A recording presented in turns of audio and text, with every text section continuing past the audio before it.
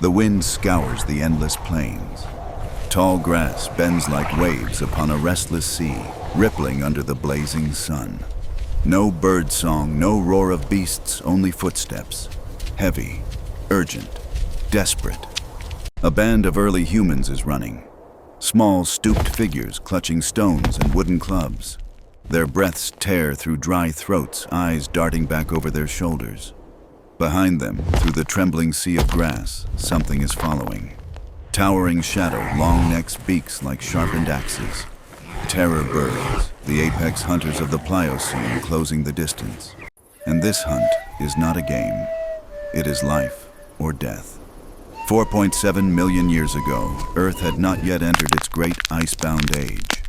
Instead, the land stretched out as vast open savannas, golden oceans of grass rolling beneath an endless sky. The sun beat harsh and unforgiving. Dust storms unfurled across the horizon like banners of war. Waterholes were scarce prey scattered thin across the plains. Shelter was almost none save for clusters of rock or thorny scrub. Here, humanity's ancestors were fragile, tiny sparks of life in an unforgiving world. And within these open fields, predators reigned supreme, taller, faster, hungrier. A small band of Australopithecus moves together, barely over a meter tall, weighing no more than 40 kilograms. Their arms cling to crude tools, stones, chipped sharp sticks, gripped like spears. They are no match in strength, no match in speed. No claws, no fangs, no armor, but their fragile skin. And yet, they endure.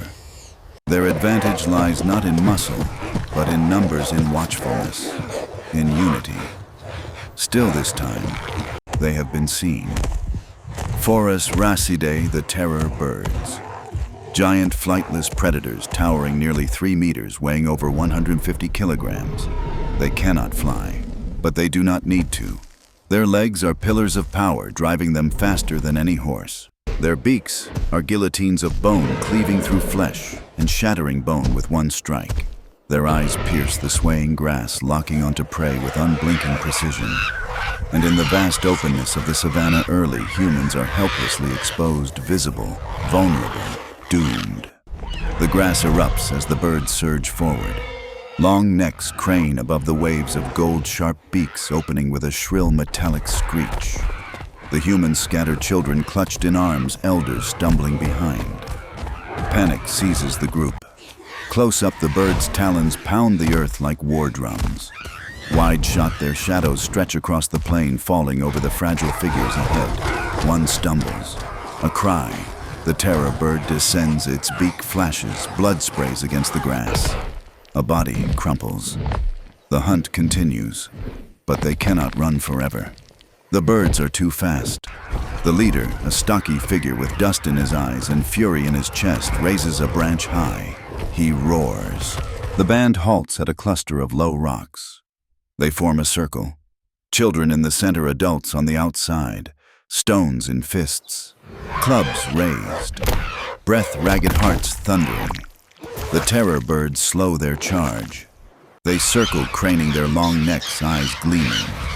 Beaks clack in anticipation. One screams and lunges. Clubs swing. Stones fly. The clash begins. A terror bird seizes a hunter in its beak, lifts him into the air, hurls him to the ground. Bones crack.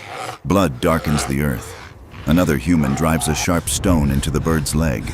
It screeches wings, thrashing uselessly, dust and feathers whipping into the air. A heavy club smashes down against its head. The bird staggers, shrieking.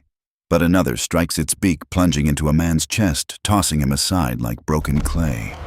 The plain becomes a storm of violence, grass-flattened blood soaking soil, stones breaking wood, splintering. The leader charges. Both hands clutch a massive stone.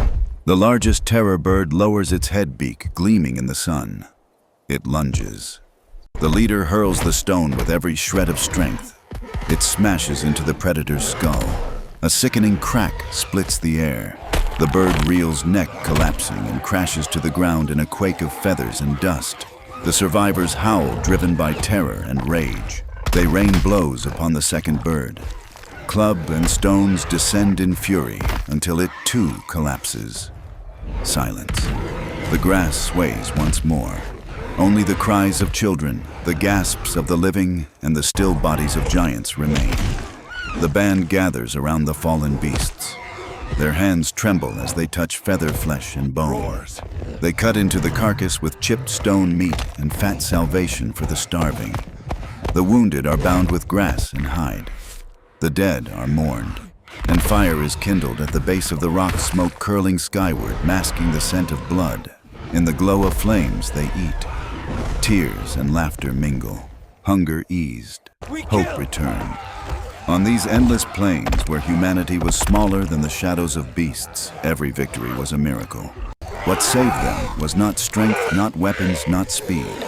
It was the circle back to back, shoulder to shoulder, refusing to fall alone. 4.7 million years ago, in fire and blood, something eternal awoke. Courage against fear, endurance against despair, unity against annihilation. And from battles with creatures like the terror birds, we endured. We became human.